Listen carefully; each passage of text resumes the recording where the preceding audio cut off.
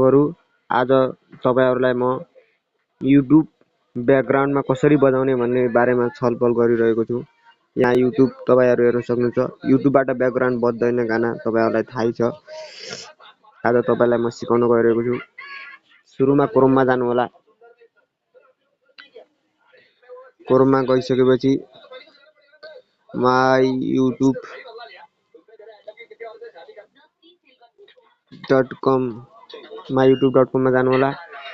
सजिलै myyoutube.com सिधै यहाँ आइसकेपछि यो होइन myyoutube.com यो गलत youtube.com आयो।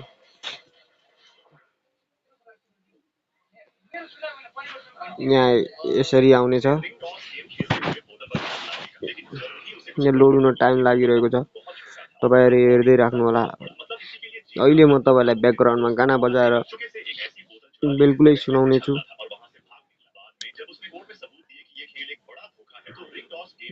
यहाँ मानौ यहाँ यो गाना मैले बजाइरहेको छु।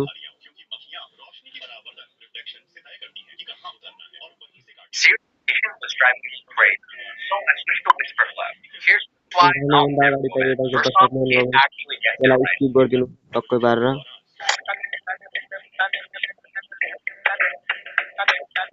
अनि यसरी ब्याक गरिदिनु होला। देख्नुभयो त दर्शक बान्धवहरु कसरी बज्यो त। तपाईहरु पनि यसै गरेर ब्याकग्राउन्डमा गाना बजाउन सक्नुहुन्छ।